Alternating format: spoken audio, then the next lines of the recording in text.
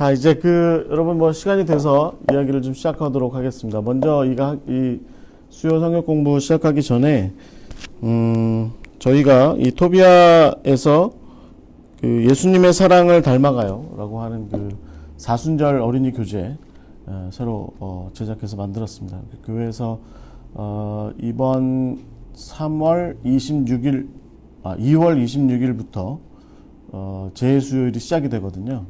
그래서 그때 그 다음 주일부터 5주 동안 교회에서 성경 공부, 주일날 성경 공부 이렇게 하시고, 그 다음에 종려주일에 프로그램 하실 수 있는, 이렇게 구성이 되어 있습니다. 그 다음에 그거 외에도 가정이나 또 뭐 이렇게 교회에서 여러 가지 활동을 하실 수 있는 그런 자료들을 저희가 좀 갖고 있고요. 그래서 이 교재에 좀 관심을 가져주시면 감사하겠습니다. 또 지금 시중에서 이제 얼마든지 구입하실 수 있으니까, 네. 인터넷 서점에 들어가시면 구입하실 수 있습니다. 네. 관심 가져주시고, 특별히 이 교재는 저희가 레티티아라고 하는 책 세계관 연구소가 있어요. 거기랑 저희가 매년 그렇게 같이 작업하는데 5권의 어린이 교재, 어린이 그림책이랑 같이 합니다. 그래서 5권의 어린이 그림책과 5개의 이야기를 함께 다루고 있고, 이번의 주제는 사랑입니다. 예수님의 사랑, 예수님께서 어떻게 당신의 사랑을 십자가까지 해서 당신의 사랑을 우리에게 보이시고 또 이렇게 가르치시고 나누셨는지에 대한 그런 이야기를 매주 이렇게 공부할 수 있게 되어 있습니다. 여기 보시면 앞에 사순절 말씀 달력이 있어요. 이거 지금 저희가 포스터로 좀 제작을 해놓은 게 있거든요. 혹시 만약에 교회에서 필요로 하시면 이거 이렇게 아이들한테 나눠주시면 가져가시면 이제 집에다 붙여놓으면 좋죠. 그래서 매일매일 뭐 부모님과 같이 이렇게 읽고 부서실에다가도 이렇게 좀 붙여놓고 하시면 좋게 되어 있습니다. 지금 곧 이거 포스터를 좀 제작을 이렇게 해서 좀 배포를 할 예정이니까 혹시 필요로 하시는 분들이 있으면 저희 토비아로 연락 주시면 저희가 도와드리도록 하겠습니다. 네. 어린이 교재. 이쁘죠? 네. 색깔이 이쁘죠? 네. 저희가 어저께 세미나 했는데, 제가 이제 뒤에서 쭉 보니까 날로 좋아지는 것 같아요. 자화자찬해서 좀 죄송하지만, 날로 좋아지는 것 같아요. 어저께 오신 분들도 교재가 너무, 아주 이렇게 담백하고 깔끔하고 아이들과 함께 나누기 정말 좋다. 이렇게 말씀을 해주셔서, 많이 격려도 많이 얻었습니다. 관심 가져주시면 감사하겠습니다. 자, 이제 우리가 샬롬교회와 토비아 선교회가 함께하는 수요 열린 성경 공부 이제 시작하도록 하겠습니다. 잠깐 기도하겠습니다. 하나님 감사합니다. 주님께서 우리를 사랑하셔서 우리로 하나님을 알게 하시고, 특별히 하나님의 사랑을 알게 하시고, 또 하나님의 뜻 가운데 하나님과 더불어 함께 이 세상 살아갈 수 있도록 인도하심을 감사드립니다. 주님, 우리가 하나님과 더욱더 깊어지는 그 관계가 될 수 있도록 인도하여 주시옵소서. 그러기 위해서 우리에게 기도하는 삶을 주셨으니 우리가 이제 기도하는 삶에 대하여 더욱더 깊어지고 기도하는 삶에 대하여 더욱더 풍성하여지는 그런 우리 신앙인들이 될 수 있도록 인도하여 주시옵소서. 우리가 이제 3주 동안 기도에 대해서 함께 나누고자 합니다. 성령께서 도와주시고 우리에게 기도하는 마음 허락하시고 기도하는 삶 허락하시고 기도에 대하여 신실함을 허락하여 주시옵소서. 이 시간들을 통하여서 우리가 더욱더 기도하고자 하는 열정, 또 기도의 필요를 더욱더 깊이 느끼고 또 기도로 더욱더 깊이 나아가는 우리가 될 수 있도록 주여 인도하여 주시옵소서. 살아계시고 역사하시는 예수 그리스도의 이름으로 기도하옵나이다. 아멘.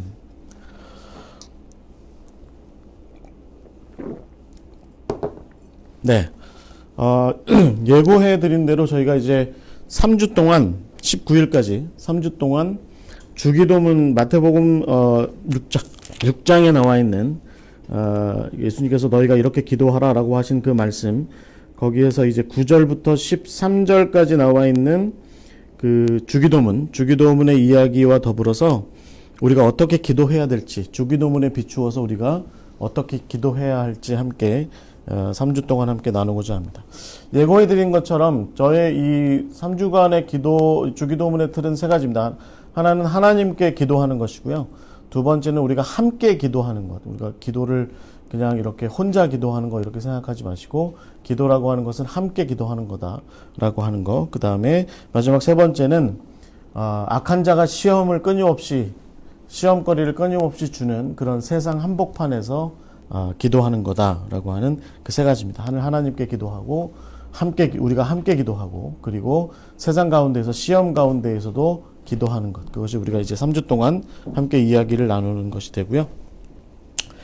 기도 제목은 아마 그래서 그 6가지의 기도 제목으로 이렇게 나누어서 이야기가 진행이 될 것 같습니다. 그래서 오늘 이제 그 나눠진 자료를 보시면 2개의 기도 제목을 함께 나누어요. 시작 부분과 그 다음에 2개의 기도 제목을 함께 나누게 됩니다. 이제 저희가 사실은 이 수요 성경 공부에서 산상수훈에 대해서 함께 이제 나눴었죠. 그리고 그때 산상수훈에 마태복음 5장부터 7장까지의 예수님께서 산에서 가르치셨던 그 산상수훈의 가장 중핵에, 가장 핵심 코어에 이 주기도문이 위치해 있다라고 하는 것을 우리가 함께 나누었었습니다. 왜 그럴까요? 그거 간단하죠. 기도가 사실은 제자된 삶에, 부름받은 제자된 삶의 가장 중심에 있어야 하는 거다라고 이제 이렇게 이야기하는 겁니다. 우리가 다 기도해야죠. 그죠? 기도 어떻게 잘 하십니까? 기도가 항상 이렇게 중심에 있으신가요? 저희가 이제 저희 샬롬교회가 수요일 날 오늘 저녁에 늘 이렇게 기도를 해요. 그래서 이렇게 제가 성도들하고 항상 얘기하는 게 뭐냐면 한 주간을 살아가는 중심 자리에 이렇게 우리가 좀 기도를 좀 세워봅시다 라고 이렇게 얘기하고 함께 이제 모여서 이 자리에서 늘 이렇게 기도를 하는데 기도라고 하는 것이 그렇습니다. 이렇게 중심에 서 있는 것이 중요한 거죠. 그래서 이 마태복음 그 산상수훈의 얘기가 결국에는 앞부분의 그 이야기와 주기도문을 중심으로 해서 앞부분의 이야기와 뒷부분의 이야기가 이렇게 그 구절 수가, 단어 수가 거의 비슷해요. 앞부분과 뒷부분 사이가. 그 다음에 그 한복판에 이렇게 기도가 딱 있고, 그 다음에 예수님께서 그 앞뒤에다가 너희가 기도할 때는 바리새인들이나 이런 사람들처럼 그렇게 시장 한복판에서 시끄럽게 떠들고 하는 그렇게 남에게 보여주기 위한 기도하지 말고 골방 가서 은밀하게 기도해라 라고 하는 말씀하시죠. 그 다음에 뒷부분에 보시면 금식하는 거나 그 다음에 또 이렇게 구제하는 것, 또 앞부분에 보시면 구제하는 것, 이런 것들에 대해서도 뭐라고 말씀하시냐면 은밀하게 해라. 그러니까 기도하는 거, 구제하는 거, 그러니까 남 도와주는 거, 그 다음에 자기의 좀 영적인 금식같이 이제 그 금식 기도같이 자기를 좀 영적으로 훈련하는 일, 이런 것들은 좀 은밀하게 남이 보지 않게 조용하게 해라 라고 이렇게 말씀하십니다. 그리고 그 안에 주기도문이 이렇게 딱 들어있는 거죠. 그러니까 양파 껍데기처럼 보시면 돼요. 산상수훈이라고 하는 껍데기를 한풀한풀 이렇게 벗겨가다 보면 아주 한 가운데에 기도, 예수님께서 가르쳐 주신 주기도문이 이렇게 들어있게 되는 거죠. 그래서 오늘 우리가 이제 주기도문의 이야기를 우리가 어떻게 그러면 기도할 것인가 라고 하는 것을 비추어서 이렇게 시작을 하게 될 거고요. 그러나 저는 여기다 좀 한 가지를 좀 얹어내고 이렇게 좀 하나를 더 이렇게 보태고 싶은 건 뭐냐면,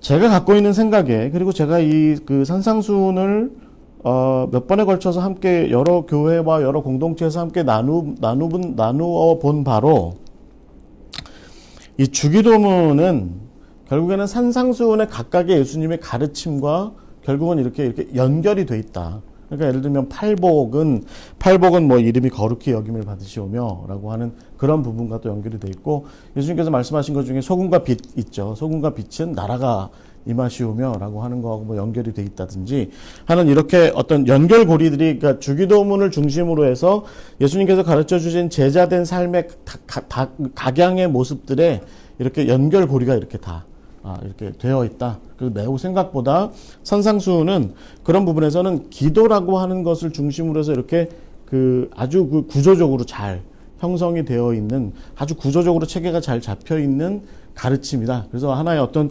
굉장히 좋은 강의안이라고 이렇게 보시는 게, 체계적으로 잘 정리가 돼 있는, 조직적으로 잘 정의가 돼 있는 강의안이라고 이렇게 보시는 것이 좋을 것 같아요. 그래서 주기도문에 대해서 우리가 함께 나눌 때 있어요. 저는 한 꼭지 이렇게 어떤 하나를 다루면 그것과 산상수훈의 어떤 부분이 이렇게 연결이 돼 있는지에 대해서 함께 더불어서 함께 이야기를 이렇게 함께 나누고자 합니다.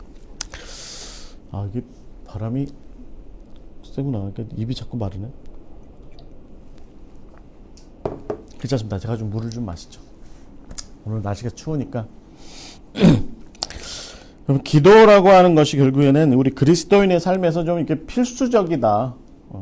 필수적인 요소다라고 이렇게 볼 수 있습니다. 그래서 그리스도인은 이 기도를 저는 좀 우리 그리스도인에게 중요한 이 기도라고 하는 것을 어떻게 보냐면 지금 제가 이제 화면에 이런 그림을 갖고 왔는데 이 풍랑 속의 배, 풍랑 속에 있는 배, 이게 배가 잘 안 넘어가요. 생각보다 잘 안 넘어갑니다. 이렇게 우리는 배가 사고 나서 전복되는 거, 세월호도 이제 그렇게 전복이 되기도 했지만 이게 중심을 잃어서 전복되는 거거든요. 그런데 이 배가 중심만 잘 이렇게 유지하면 웬만해서는 배가 사실은 잘 넘어가지 않습니다. 뱃사람들이 좀 노련하고 하면 잘 안 넘어가는데 그 배가 잘 안 넘어가게 하는 역할을 하는 것 중에 하나가 뭐냐면 물론 비행기에도 요즘에 이런 게 다 달려있긴 하지만 자이로스코프라는 게 있어요. 그러니까 이게 지금 우리가 배가 이렇게 이쪽으로 오른쪽으로 기울어져 있다 왼쪽으로 기울어져 있다 이것을 좀 파악하게 만들어주는 기계장치가 바로 이 자이로스코프입니다.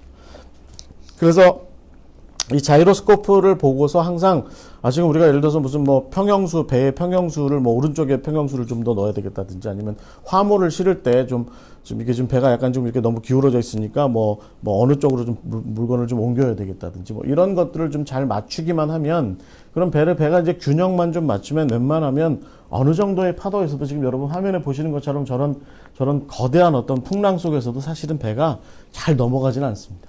완전히 뭐 침수가 돼서 이렇게 뭐 꼬로로 가라앉지 않는 한에는 배가 잘 넘어가지 않죠. 그래서 이 자이로스코프가 사실은 굉장히 중요한데 비행기에서도 중요하고 배에서도 중요한데 우리 신앙생활에서도 사실은 이 자이로스코프 같은 역할을 평형을 좀 이렇게 균형을 잡아주는 역할을 하는 것이 바로 이제 기도라고 할 수 있는 거죠. 네, 기도. 이거 뭐 여러분 이게 반드시 뭐 어디 교회 생활 무슨 우리 오늘 이렇게 문화촌교회 선생님들 두 분 앉아 계신데 교회 생활 무슨 뭐 내가 교사로서의 생활을 하고 그런 데에서만도 필요한 것이 아니라 또 그냥 일상생활에서도 필요하죠. 왜냐하면 그런 거 있잖아요. 여러분 이렇게 살다 보면 좀 우리가 성인인 한해 여기 뭐 어린이들이 앉아 있는 거 아니니까 어린이들이면 잘 모르죠. 성인인 한해 내가 좀 어딘가로 좀 내가 좀 치우쳐 있다. 내가 좀 어딘가로 너무 좀 쏠려 있다. 내가 좀 다시 이쪽으로 좀 복원을 좀 해야 되겠다라고 하는 생각을 좀 가질 때가 있습니다. 그런데 그런 생각들을 자기에 대한 내가 좀 균형을 좀 잘 맞춰야 되겠구나 라고 하는 생각을 좀 잘 가질 수 있는 좋은 도구 중에 하나가 바로 기도라고 하는 것이죠. 기도라고 하는 게 이제 말하자면 이제 불교에서 하듯이 무슨 참선 뭐 이런 것도 있을 수 있죠. 그러니까 그것은 사실은 우리랑 좀 다르다고 볼 수 있는 게 뭐냐면 자기가 자기에게 묻는 거죠. 사실은 어떻게 보면 불교의 참선 같은 경우라든가 뭐 이런 거는 명상 뭐 이런 것들은 자기가 자기에게 묻는 거죠. 근데 자기가 만약에 마음이 좀 삐뚤어져 있으면 자기의 영이 지금 사실 좀 왜곡돼 있으면 자기가 너무 어느 쪽에 치우쳐 있으면 내가 치우쳐 있는 것을 스스로 판단해서 보는 건 쉽지 않을 거예요. 사람이 자기를 너무 믿으면 안 되죠.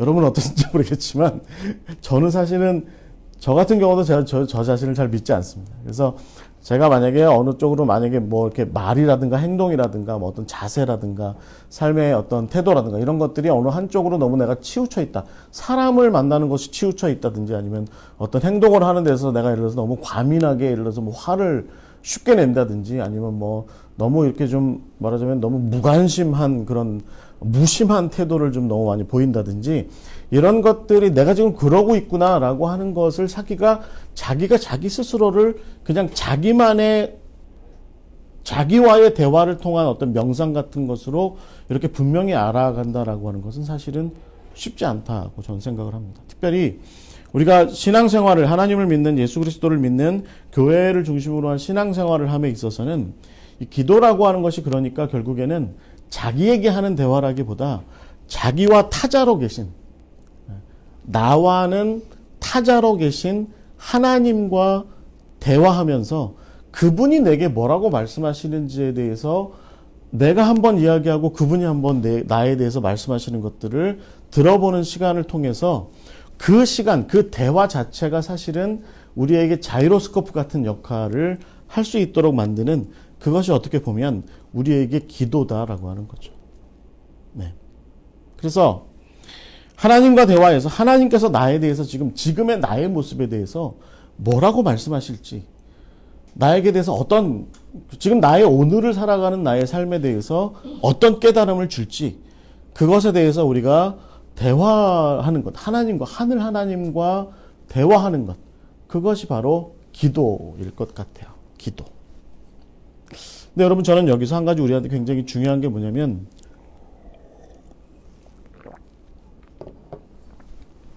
일종의 말하자면 거짓된 자기를 앞세워서 기도하는 경우가 있는 거죠. 예수님께서 그런 부분에 대해서는 그게 중언부언하는 거야 라고 말씀하셨을 것 같아요. 그게 바로 중언부언하는 거야. 그러니까 자기의 리얼한 자기의 모습, 진정한 자기를 놓고 기도하지 않는 거죠. 살짝 포장한 상태의 자기, 살짝 이렇게 거칠애를 해놓은 상태의 자기.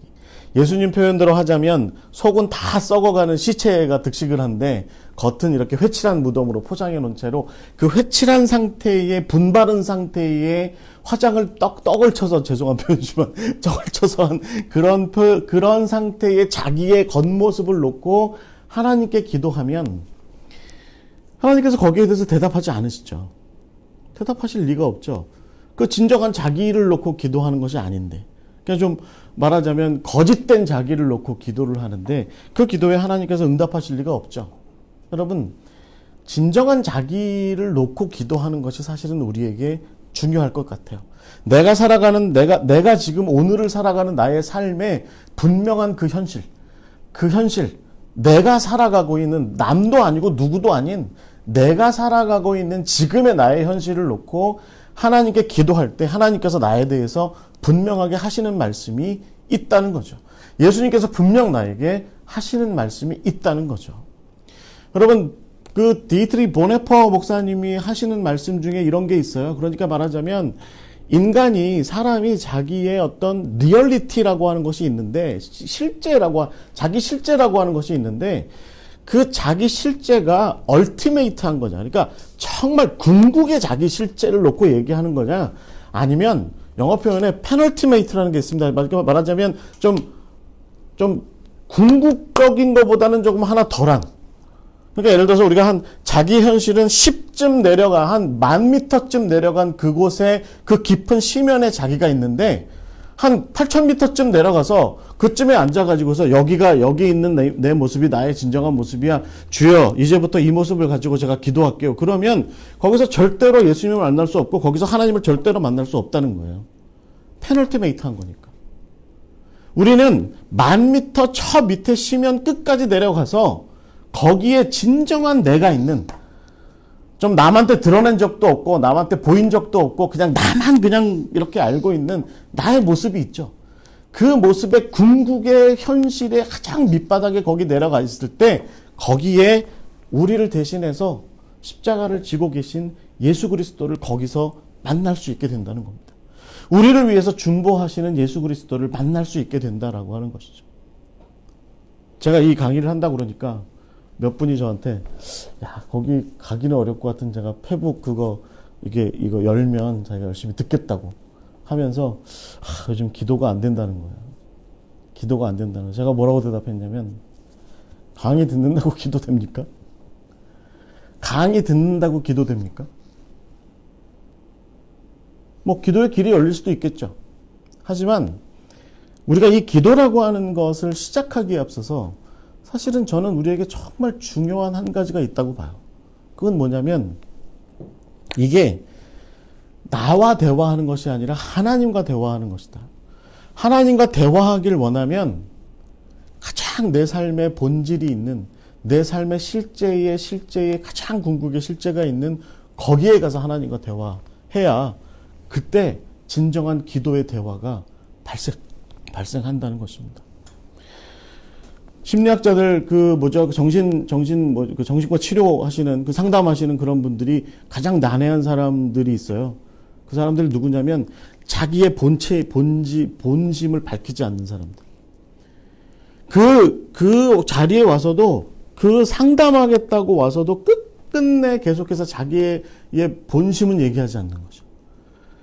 계속해서 말하자면 일종의 뭐라고 그래요? 그렇게 쉴드 치는 거지. 말하자면 계속 쉴드 치고. 그냥 정말 본질의 문제를 얘기하지 않고 곁다리만 계속 이렇게 돌아가면서 찍고 그러고 있는 거죠. 여러분, 이렇게 기도해봐야 기도 시간만 낭비하는 겁니다. 이렇게 기도해봐야 이거 아무 소용없어요. 정말 진정한 기도는 예수님께서 말씀하신 것처럼 중언부언하지 말고 그 골방이 어디예요? 결국은 나의 본질적인 내가 있는, 궁극의 내가 있는 거기서 기도해야 된다는 겁니다. 거기서. 그럴 때 우리는 진정한 하나님을 경험할 수 있게 된다. 그리고 기도에 대해서 대화에 응하시는, 말하자면 우리가 늘 이렇게 말하는 그 응답받는 기도. 어떤 분 저한테도 그런 말씀하세요. 목사님, 왜 저는 계속 기도하면 허공에다 떠드는 것 같을까요? 저는 항상 그렇게 대답해요. 정말 기도해야 될 제목을 가지고 기도하세요.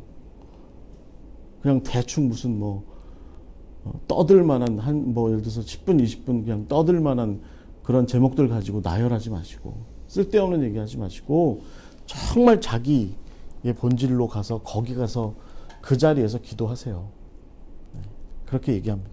그래서 우리에게 중요한 것은 내가 나의 기도를 나의 인생의 자이로스코프처럼 삼고 우리가 기도를 통해서 정말 내 인생을 온전하게 만들고 나의 사역과 나의 일들을, 나의 가정을, 내가 살아가고 있는 삶의 공간들을 온전하게 바르게 세워나가고자 한다면, 그러기 위해서 기도하는 거 아닙니까? 뭐 때문에 기도해요? 우리가 그러기 위해서 기도하는 거잖아요. 그러기 위해서 기도하고자 한다면 예수님께서 이미 가 계신, 예수님께서 우리의 십자가를 지고 이미 가 계신 나의 삶의 실제, 얼티메이트한 리얼리티, 거기 가서 솔직한 자기를 하나님 앞에 내어놓고 솔직하게 자기를 하나님 앞에 드러내놓고 하나님 앞에 기도할 때, 그때 우리는 참 기도의 은혜를 누리게 된다라고 하는 것이죠. 그걸 전제하고서 우리는 이제 예수님께서 우리에게 말씀하신 대로 너희가 이렇게 기도해라 라고 하시는 그 말씀을 이제 우리가 함께 나눠야 할 줄 믿습니다. 기도의 시작이 이래요. 예수님께서 이제 이렇게 말씀하시죠. 너희가 사실 이제 누가복음에 보면 이제 주기도문이 비슷하게 나와 있죠. 이제 누가복음에 보면 예수님께서 제자들이 먼저 물어요. 주님, 저에게도 기도를 좀 가르쳐 주십시오. 다른 선생님들은 다 기도 가르쳐 주는데 왜 예수님은 기도 안 가르쳐 주세요? 그래서 예수님께서 그래? 그럼 나도 가르쳐 줄게. 너희가 이렇게 기도하라. 그래서 예수님께서 말씀하신 대로 기도하는데 기도의 시작이 이렇습니다. 여러분 한번 우리 첫 번째를 한번 읽어볼까요? 시작. 하늘에 계신 아버지. 기도의 시작이 이래요. 하늘에 계신 아버지. 여러분, 이 기도의 시작에서 우리가 먼저 중요한 건 뭐냐면 상대방을 인정하는 겁니다. 제가 어떤 대화를 나눌 때 그게 정말 기분 나쁠 때가 있어요. 그 기분 나쁜 대화가 벌어지고 있을 때의 제 느낌이 뭐냐면 이 사람이 지금 나를 대화의 상대로 인정하지 않고 대화하고 있을 때 제가 기분이 나빠요. 듣고 있으면 기분이 나빠. 이 사람은 내 뒤에 있는 누구 딴 사람이랑 얘기하는 것 같아. 나랑 대화하지 않는 느낌이 분명하게 있어요. 그럴 때 기분이 나쁘죠. 하나님도 기분 나쁘실 때가 있습니다. 언제냐면 야, 네가 내 앞에서 나한테 기도한다고 해놓고 나에 대해서 인정하는 게 없으면 내가 너의 기도를 내가 들을 이유가 뭐야? 라고 말씀하신다는 거죠. 그래서 기도에서 가장 먼저 중요한 건 뭐냐면 하나님에 대한 인정이에요. 그런데 예수님께서 우리에게 분명히 가르쳐 주신 부분에서의 인정이 뭐냐면 두 가지입니다. 첫 번째는 그 우리의 기도의 대상으로서의 하나님이 여기 계시지 않고 하늘에 계시다라는 겁니다. 하늘에 계신 분이세요. 우리가 그것을 먼저 기억해야 되고, 두 번째는 그분이 우리에게 아버지 되신다 라고 얘기하는 겁니다. 그래서 예수님께서 우리에게 먼저 야 너희가 기도할 때 이렇게 시작해야 돼. 하나님인데 하나님이 어떤 하나님이냐면 하늘에 계신 하나님이고 그리고 그 하나님은 우리에게 아버지 되시는 분이야 라고 이렇게 시작한다라고 하는 것이죠. 그래서 먼저 이제 기도에서 우리에게 중요한 게 뭐냐면 하늘 하나님께 기도를 구할 줄 알아야 돼요. 하늘에 계신 하나님. 그래서 여기서 말하는 하늘은 우리가 보통 스카이라고 얘기하는, 오늘 날씨 좋죠? 춥지만 쨍하고 춥지만 날씨는 아주 좋더라고요. 파란 하늘이 보이는 저 스카이가 아닙니다. 여기서 말하는 하늘은 heaven이라고 얘기하는 하나님이 계신 곳, 하나님이 계신 곳으로서의 어떤 영적인 의미가 있는 거죠. 근데 흥미롭게 예수님께서는 이 부분에 대해서 헬라어 본문에서 뭐라고 표현하시면 우라노이스, 그러니까 하늘들이라고 이렇게 표현해요. 여러 하늘이 있다. 여러 하늘들에 계신 하나님이다. 라고 이렇게 표현하는 거죠. 이게 무슨 의미일까요? 흥미로운 얘기죠. 그래서 제가 이건 이미 주석가들에 의해서 이 부분을 주석하시는 분들에 의해서 그 의미 파악은 다 돼 있습니다. 간단하게 말하면 이런 거예요. 하나님은 우리 각자의 하늘 위에 계시다는 겁니다. 우리 각자의 하늘 위에. 그러니까 우리는 공통의 하나의 하늘을 놓고 살지 않습니다. 우리는 각자의 하늘에 계신 하나님을 머리 위에 두고 살아갑니다. 우리 각자의 하늘 위에 계신 하나님. 물론 우리가 공통으로 고백하는 하나님도 계시지만 우리 각자의 인생사, 내가 살아가는 인생사 내 머리 위에 하늘이 있어요. 여러분 제가 만화에서 가끔 보는 것 중에 이렇게 재밌는 것 중에 하나가 뭐냐면 이렇게 어떤 그런 디즈니 만화나 이런 게 보면 이렇게 비구름이 자기 머리 위에만 있는 거 있죠. 그래서 막 비가 내리는데 그 사람한테만 이렇게 막 내려요. 어떤 마술사가 이렇게 해가지고 그런 만화들 있죠. 그렇죠. 네. 여러분 어떠세요? 나랑 같이 사는 내 아내인데 내 남편인데 그냥 말하면 오늘 너무 좋아. 기분이.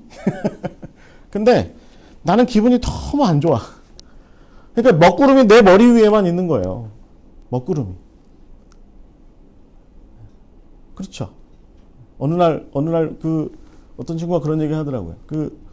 딸내미가 시험 보러 나가는데 이렇게 얘기하면서 나가더래요. 에휴, 부모고 뭐고 다 필요 없어. 인생 혼자 사는 거지 뭐. 그러고 나가더래요. 그래서 그 아빠니까 너 왜 그래? 그랬더니 아휴, 딸내미가 시험 보러 나간다는데 도대체가 부모가 돼가지고 이러고 나가더래요. 그래서 그 친구가 뒤통수가 대고 그랬대. 야, 시험은 네가 보는 거지 내가 보냐? 그랬대요. 그럼 인생이라는 게 그런 거죠. 아주 지근거리에 같이 살아도 그냥 진짜 방구 냄새 똑같이 한솥밥 먹고 맨날 며칠을 그렇게 같이 살아도 사실 인생이라고 하는 것은 사실은 혼자 사는 겁니다. 그래서 여러분 내 머리 위에 하늘은, 그래서 내가 불평을 쏟아내는 그 하늘은 나만의 하늘이에요. 똑같은 조건인데 옆에 사람은 그것이 감사의 조건이 될 수 있죠. 그렇죠. 그렇잖아요. 여러분 물이 이 물잔에 반잔이 이렇게 채워져 있으면 누구는 그런 데잖아요. 물이 반잔밖에 없어 라고 얘기하는데 누구는 그런 데잖아요. 반잔씩이나 있어요 라고 얘기한대잖아요. 그러니까 우리가 살아가는 삶의 현실이 각자 다 다른 것처럼 결국은 우리가 이고 사는 하늘도 다른 겁니다. 하나님께서 그 여러 하늘들에 계시다라고 하는 것은 결국 무엇을 의미하겠습니까? 우리가 믿는 하나님, 우리의 기도의 대상으로서의 하나님이 내 머리 위 하늘에 계시는 것을 내가 믿는다면, 내가 그것을 인정한다면 그 하나님은 각자의 머리 위에 계시다는 겁니다. 각자의 머리 위에 각자의 필요, 각자의 간구하심을 굽어보시며 계시다는 거예요.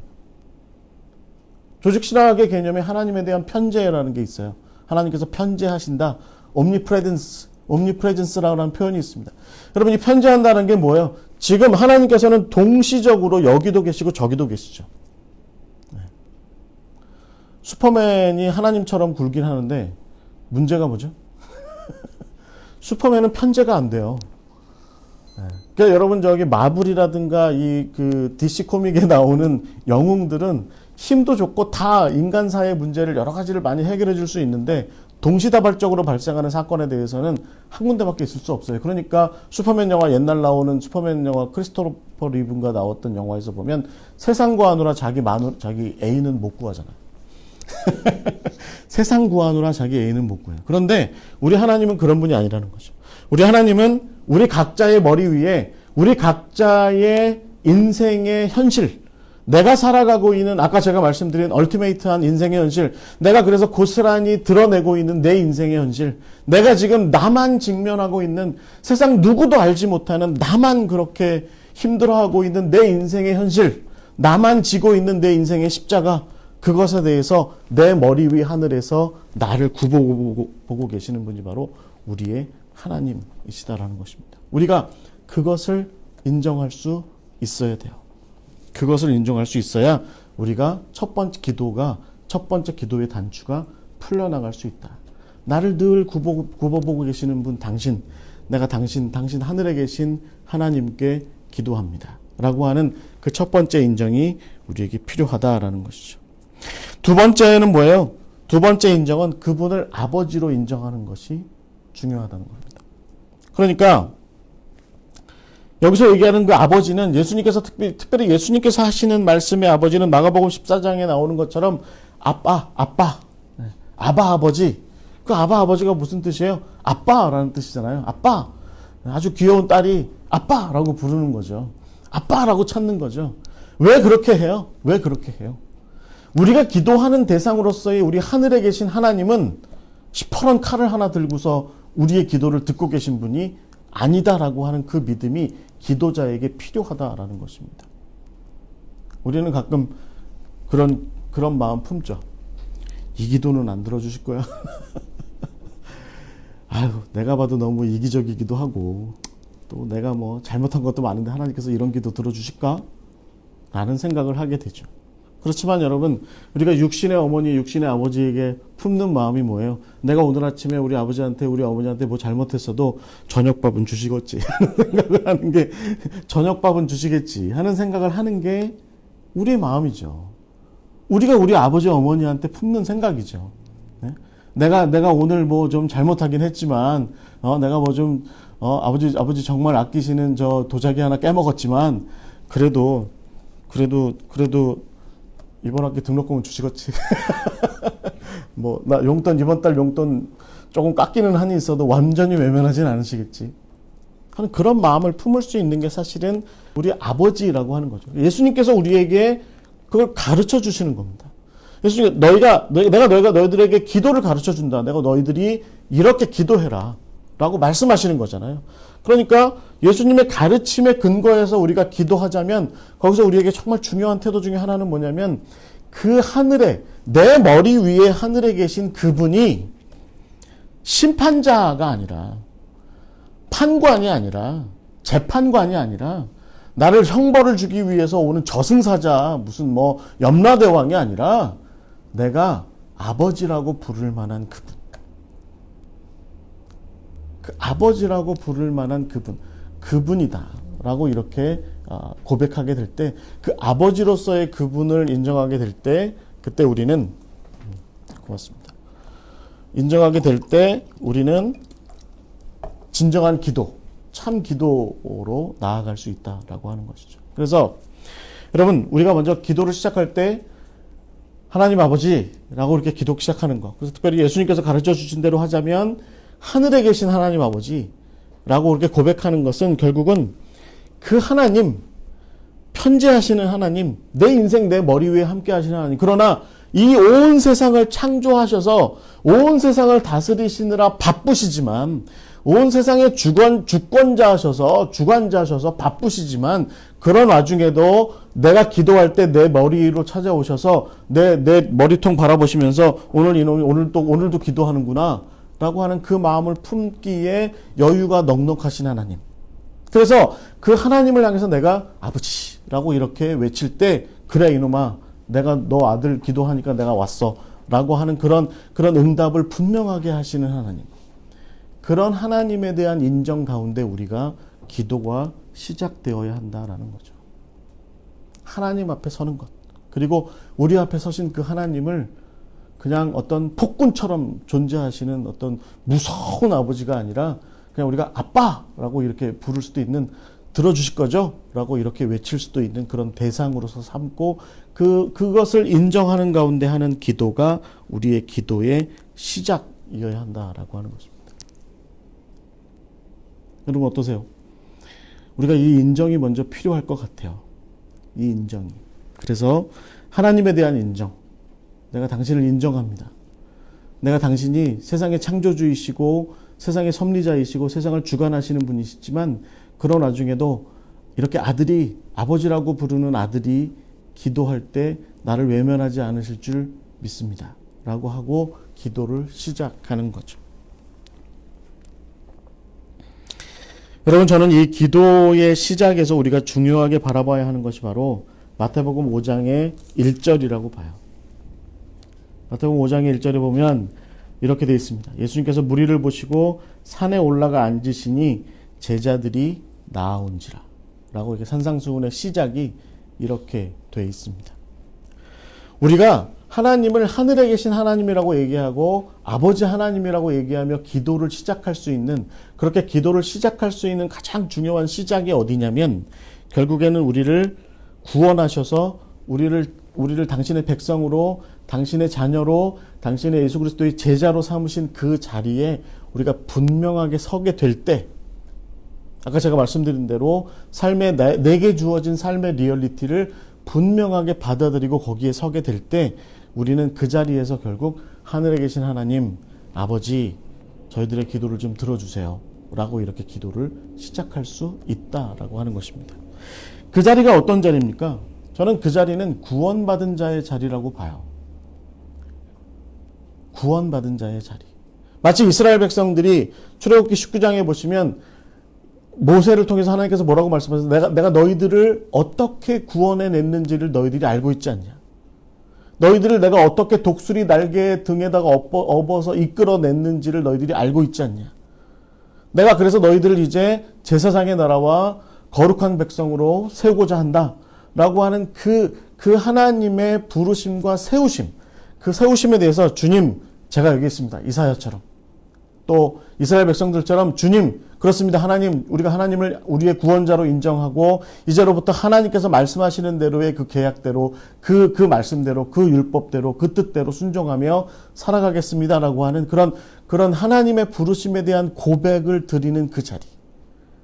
그리고 그렇게 해서 살아가는 그 현실이 나의 하나님의 부르심 받은 자의 현실이다라고 하는 것을 받아들이는 그 자리. 예수님께서 무리들 가운데 부르시잖아요. 익명의 무리들 가운데에서 불러내셔서 세상과 하나님 사이에다가 세워놓으시는 거죠. 너희들이 이제부터 여기가 제자로서 하나님의 백성으로서 하나님의 자녀로서 살아가야 될 자리야. 그리고 그 자리에 섰으니 이제 너희들은 기도를 배워야 돼. 라고 말씀하시는 거죠. 우리가 무리 가운데 빠져 있으면, 혹은 출애굽기 얘기도 하자면 우리가 만약에 아직도 애굽 땅에 있으면 사실은 기도자의 자리에 아직 나오지 않은 겁니다. 그런데 우리가 예수 그리스도의 구원을 알고 십자가의 구원의 그 의미를 알고 하나님께서 우리를 어떻게 세상의 종된 삶으로부터 이끌어내셨는지, 우리를 구원해내셨는지에 대한 그 감격과 감동이 있는 사람, 이제로부터는 하나님의 부르심 받은 자의 삶을 살아가겠습니다라고 그렇게 세상과 하나님 사이에 서서 결단하는 그 사람들이 이제 드리는 기도가 바로 기도가 하늘에 계신 하나님 아버지라고 시작하는 기도다라고 하는 것이죠. 아무나 이렇게 하면 의미 없죠. 이 기도의 자리는 저는 분명하다고 봐요. 여러분, 우리가 예수님께서 이 기도를 무리들에게 가르치지 않으셨음을 아셔야 돼요. 여기 마태복음 5장에 나오는 무리를 보셨다는데 거기 나오는 그 무리들에게 가르치지 않으셨어요. 예수님께서는 이 기도를 세상 어딘가에서 그냥 자기 뜻대로 자기 멋대로 하나님의 구원하신 것, 예수 그리스도의 십자가의 구원을 알지 못하는 자들, 그 사람들에게 이 기도를 가르치시는 게 아니에요. 이 기도는 예수 그리스도의 십자가의 구원의 의미를 분명하게 알고 있는 사람들에게, 그 제자들에게, 그 하나님의 백성들에게 가르치고 계시는 겁니다. 그러니까 여러분, 제가 서두에서 기도하는 사람이 분명히 기도의 대상을 놓고서 내가 내 삶의 현실을 분명하게 알고 그 자리에서 기도할 줄 알아야 돼 라고 말씀드렸을 때, 제자의 삶의 현실은 뭔가요? 부름받은 자의 삶의 현실은 뭐예요? 구원받은 자의 삶의 현실이 뭐예요? 우리가 그걸 잘 알아야 됩니다. 무리로부터 나와서 하나님 앞에 선 그 자리, 우리에게 그 자리가 어디냐는 거죠. 내가 예수 그리스도의 십자가의 구원으로 말미암아서 구원받아서 하나님의 자녀로 부름받아서 서 있는 그 자리가 어떤 자리냐라고 하는 것이죠. 그 부르심의 자리에 분명하게 서서 이제부터 시작하는 것이 바로 기도다라는 겁니다. 기도. 여러분, 한번 좀 잘 생각해 봐야 될 것 같아요. 나는 지금 어디에 서 있느냐? 나는 지금 어디에 서 있느냐? 내가 정말 부름받은 자의 자리에 합당하게 서서 좀 외롭고 힘들고 어렵지만 그럼에도 불구하고 나는 이제 하나님께 기도하는 그 기도와 더불어서 그 삶을 살아가고자 합니다.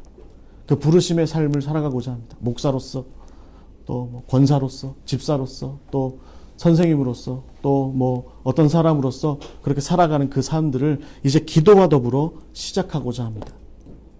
내게 주어진 삶의 현실이 분명히 있다는 거죠. 부름받은 자로서의. 거기서 그렇게 하는 시작하는 기도가 진정한 기도의 시작점이고, 그 자리에 선 자기를 분명하게 인정하고, 그런 상태에서 내가 그 땅에 부름받은 그 땅의 현실에 분명하게 서서 내 머리 위에 계신 하늘 하나님을 아버지라 부르며 기도하는 것, 그것이 나의 기도라고 하는 것입니다. 여러분, 그래서 우리가 기도의 자리가 중요할 것 같아요. 내 기도의 자리, 나의 기도의 자리가 어디냐라고 하는 것입니다.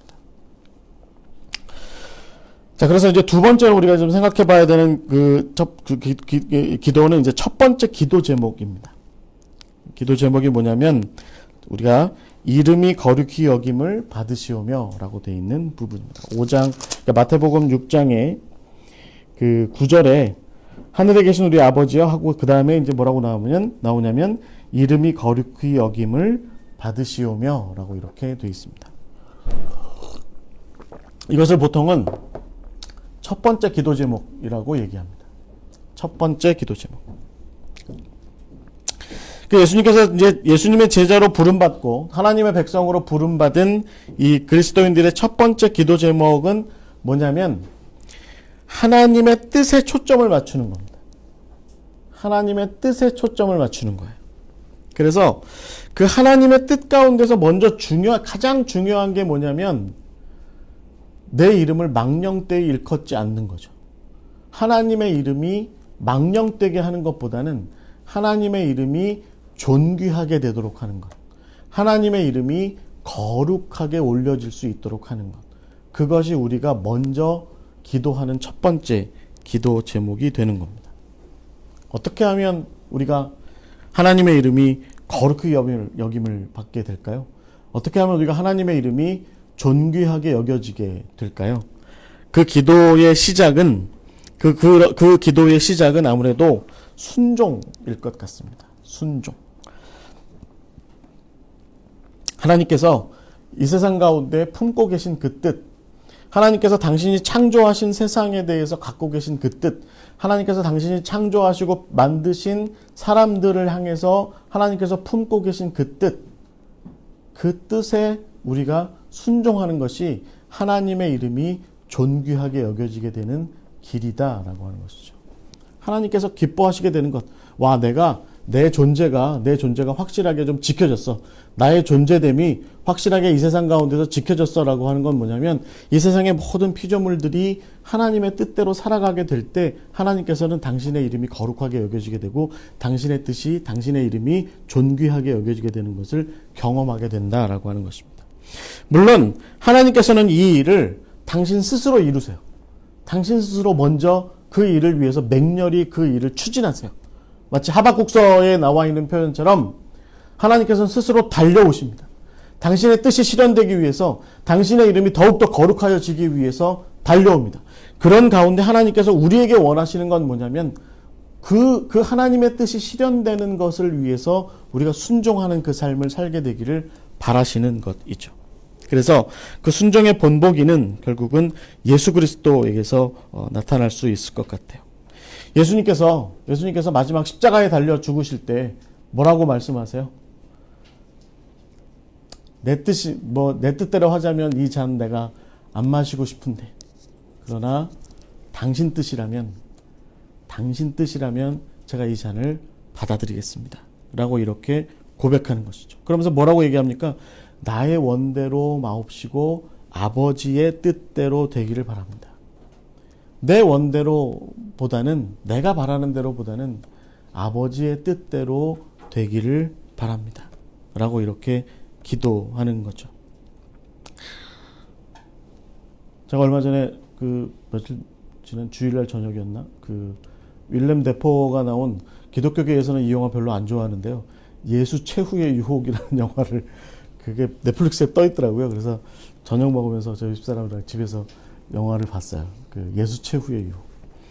궁금했어요. 사실 이제 그 영화가 어떤 영화인지. 85년인가에 나온 영화인데, 플래툰이라는 그 영화의 그 중사로 나온 윌렘 데포라는 아주 유명한 배우가 예수 역할을 한 건데, 그 예수 최후의 유혹이 도대체 뭔지가 궁금해서요. 그래서 이제 거기 보면 이렇게 가룟 유다도 막 계속해서 예수 뭔가 좀 폭력적인 방식으로, 정치적인 방식으로 메시아가 되어야 되지 않겠냐 막 이렇게 계속 유혹을 하는데, 정말의 유혹은 결국은 결국은 사탄이 이제 그것을 일으키는데 막달라 마리아랑 결혼하는 거였는데, 막달라 마리아가는 뭐 영화상으로는 죽고 누구의 나사로의 여자 형제들 마르다와 마리아랑 결혼해요. 영화에서. 그래서 자식들을 낳아요. 그래서 실제로 AD 70년에 예루살렘이 멸망하게 될 때, 그때 예루살렘에 살아요. 예수님이 자식들 데리고. 근데 거기에 제자들이 찾아오고, 그 다음에 가룟 유다도 죽지 않은 채로 찾아와요. 뭐 죽지 않았겠죠. 찾아와서 뭐라고 얘기하냐면, 당신은 시험에 진 거다. 당신은 결국은 유혹에 진 거다. 라고 이렇게 얘기해서, 예수님 아직은 이제 하나님의 아들이잖아요. 그래가지고, 원래 상태에서 다시 돌아가. 그 상태에서 다시 십자가에 달린 상태로 다시 돌아가요. 다시 돌아갑니다. 그래서 최종적으로 그 영화가 어떻게 끝나지는 않습니다. 그러니까 그냥 십자가에 달린 채로 이제 끝나요. 그러니까 예수 최후의 유혹이라고 하는 것을 이야기를 하는데, 여러분, 결국은 예수님의 십자가 사건에서의 유혹이라는 게 뭐겠어요? 결국은 하나님의 이름이 망령되게 되는 겁니다. 결국은 예수님조차도. 그러니까 하나님의 뜻이 실현되지 않는 겁니다. 세상 많은 사람들이 구원받지 못하게 되는 그 길로 가게 되는 겁니다. 그 길이 뭐예요? 결국은 내 원대로 하는 겁니다. 내 원대로 하고, 하나님의 뜻대로, 하나님의 뜻 바람대로 되지 않고 내 원대로 하는 그것이 바로 예수님의 유혹이었던 거죠. 그래서 예수님께서 뭐라고 계속해서 기도하시는 거냐면, 너희가 하나님의 이름이 거룩히 여김을 받기 위해서 기도해야 돼. 너희들의 삶 가운데에서 너희들의 이름이 존귀하게 되고, 너희들의 뜻이 실현되고, 너희들이 원하는 바대로 되고, 너희들이 뜻한 바대로 되고, 너희들의 의가 실현되는 것보다는 하나님의 의가 실현되고, 하나님의 뜻이 실현되고, 하나님이 원하시는 것이 실현되고, 하나님의 뜻하신 바에 그것이 다 실현이 되어서 결국에는 하나님의 이름이 존귀하게 되는 그 길로 갈 수 있기를 위해서 너희들이 끊임없이 그것을 위해서 기도할 줄 알아야 돼. 라고 예수님께서 가르쳐주고 계시는 거죠. 예수님께 순종하는 삶은 그럼 결국은 어떤 것이 될까요? 어떻게 하면 우리가 하나님의 이름이 거룩하게 여겨지는 그런 삶을 우리가 살아가게 되는 걸까요? 그것은 물론 예수님께서 말씀하신 대로 너희가 각자 자기 십자가를 지고 나를 따르는 그것이 하나님의 이름이 존귀하게 되고 거룩하게 되는 길이야 라고 그렇게 말씀하시면서, 결국 예수님께서 우리에게 말씀하시는 건 뭡니까? 너희들에게 주어진 십자가를 내가 지고 감당했던 것처럼 무덤에 들어가기까지 감당했던 것처럼 너가 죽기까지라도 하나님의 뜻이 실현되는 그 일을 위해서 온전히 그 길을 올곧이 다 갈 줄 알아야 돼. 그때 모든 세상의 피조물들이 온전하게 되고 모든 세상의 피조물들이 참 샬롬의 은혜를 누리게 되고 그렇게 될 때 하나님의 이름이 존귀하게 되고 하나님의 이름이 높임을 거룩히 여김을 받게 되는 거야 라고 말씀하신다는 거죠. 십자가의 삶이라는 게 뭘까요? 여러분 요한복음 21장에 보면 예수님께서 베드로한테 뭐라고 말씀하세요? 네가 젊어서는 띠띠고 원하는 곳을 다녔거니와 네가 늙어서는 두 팔을 벌리게 되고 네가 남들에게 묶여서 원치 않은 곳으로 끌려가게 될 것이다. 네 뜻대로 네 원대로 되지 않는 곳으로 가게 될 거다. 그럼 누구의 원대로 가는 거예요? 하나님의 뜻대로기도 하고 그들이 평안하기 위해서 내가 희생되어야 한다는 거죠. 그게 바로 베드로의 인생의 마지막에 대해서 예수님께서 하신 말씀이에요. 너 편한 길로 가는 게 아니라 네 인생 편한 길로 가는 것이 아니라 하나님께서 보시기에 은혜로운 길, 그래서 세상 모든 피조물들이 네 주변에 많은 사람들이 너의 희생과 너의 헌신으로 말미암아 너의 십자가를 통해서 그들이 편안하게 되는 것. 그것이 바로 내가 존귀하게 되는 길이야. 예수님께서 베드로에게 가르쳐 주신 겁니다. 그런 모습이 어디에 나와 있습니까? 그런 모습은 바로 마태복음 5장 3절부터 12절에 나와 있습니다. 여러분 한번 보실까요? 마태복음 5장 3절부터 12절 뭐가 나와 있습니까? 팔복이 나와 있죠. 팔복. 우리가 전에 산상수훈 배울 때 이 팔복이 앞에 4개와 뒤에 4개가 서로 이렇게 연결되어 있다라고 말씀드렸었어요. 기억하시나요? 앞에 4개와 복이 8개잖아요. 근데 앞에 4개는 뒤에 4개와 연결되어 있다. 그래서 여러분, 저는 팔복을 가르칠 때 뒤에 뭘 받을지에 대해서는 잘 얘기하지 않습니다. 뭘 받을지도 중요하긴 한데 사실은 뒤에 뭘 받을지에 대해서는 전 많이 중요하게 여기지 않습니다. 제가 그 부분을 좀 살짝 외면하고 여러분과 함께 나누는 것을 양해해 주시기 바랍니다. 제가 오히려 초점을 맞추는 것은 어떤 모습에 있는 것, 그것을 얘기하는 거예요. 이제 오늘 처음 들으시는 분이 계셔서 제가 다시 한번 강조해 드리는데 팔복은 그렇게 되고자 함에서 되는 게 아닙니다. 그러니까 말하자면 여기 보면 심령이 가난한 자, 애통하는 자, 모뉴한 자, 의에 줄이고 목마른 자, 긍휼히 여기는 자, 마음이 청결한 자, 화평케 하는 자, 의를 위해서 박해를 받는 자. 이거는 내가 그러겠다고 그렇게 되는 건 아니다라는 거죠. 중요한 것은 내가 지금 그런 삶을 살고 있다라고 하는 것을 깨닫는 것이 중요한 겁니다. 특별히 앞에 4개가 그래요. 앞에 4개는 내게 주어진 지금의 나의 삶의 현실을 얘기하는 거죠. 그것을 내가 지금 그렇게 깨닫고 있느냐라고 하는 것입니다. 인생사를 살아가다 보면 결국은 내가 가난하다라고 하는 것을 깨닫게 되죠. 인생사를 살아가다 보면 애통할 일들에 대해서 애통할 줄 알게 되는 것. 인생사를 살아가다 보면 온유해질 수밖에 없는 그런 삶의 모습이 있는 거죠. 인생사를 살아가다 보면 결국은 어디 누군가한테 하소연할 데 없어서 하늘을 향해서 하나님, 세상이 어떻게 이래요? 세상이 어떻게 이래요? 내가 어디 토로할 데가 없어서 하나님께만 외쳐요. 저는 의에 줄이고 목마른 사람입니다. 라고 그렇게 외치는 거죠. 이런 삶의 모습이 우리한테 있는 겁니다. 여러분, 항상 마음이 가난하시면 복이 있습니다. 가난하세요? 가난하세요? 가난함의 자기의 현실을 아셔야 돼요. 내가 누군가로부터 좀 채움받아야 될 필요가 있는 사람이야. 아니, 나 그런 거 필요 없어. 누가 나를 채워줘. 나는 나로 항상 꽉 차 있어. 난 필요한 거 다 있어. 나한테 다 있어. 내가 누구한테 도움을 받아? 필요 없어. 난 아무한테도 난 도움받을 필요 없어.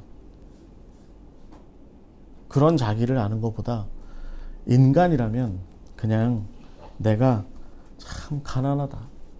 나 왜 이렇게 가난하니? 난 왜 이렇게 아는 것도 없니? 난 왜 이렇게 가진 것도 없니?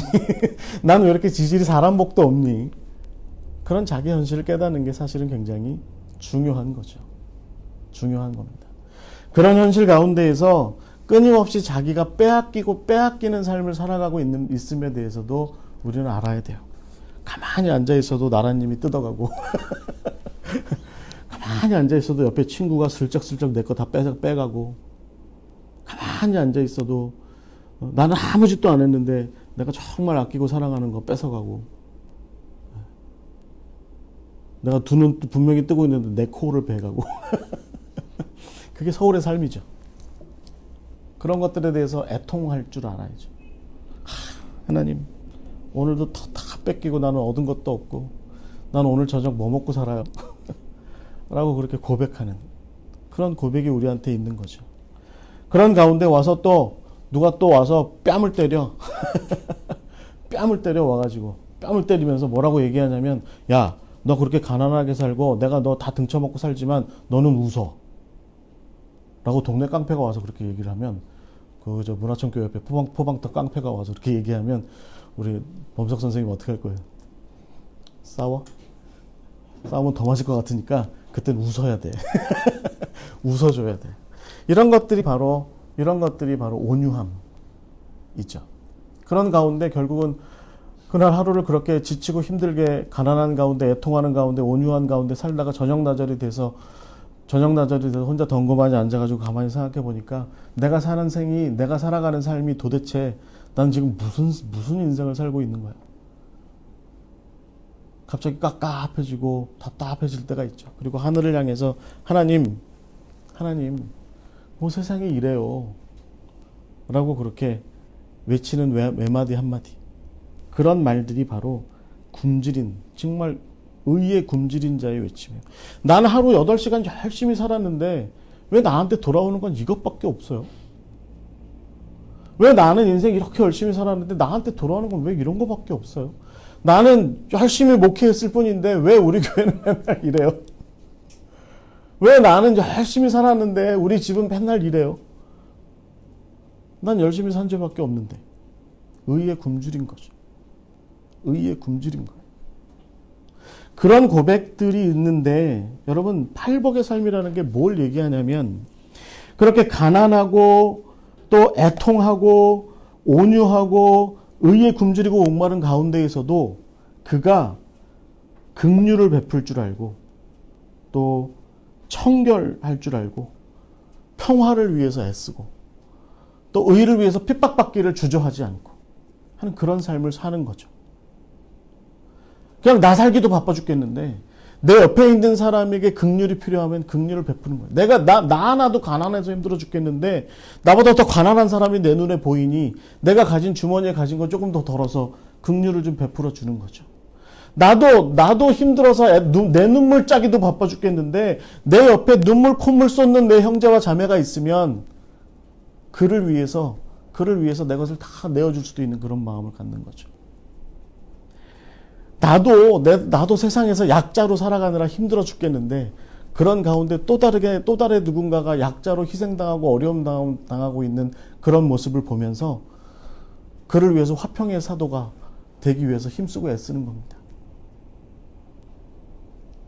내 인생에 있는 불의함도 내가 어찌할 수 없는데 남의 인생에 있는 불의함을 위해서 그 불의함 해결해 주겠다고 내가 무슨 홍길동이라고 나서서 힘쓰고 애쓰는 그런 삶. 그것이 바로 여러분 예수님께서 말씀하시기를 너희가 각자 자기 십자가를 지고 나를 따라라.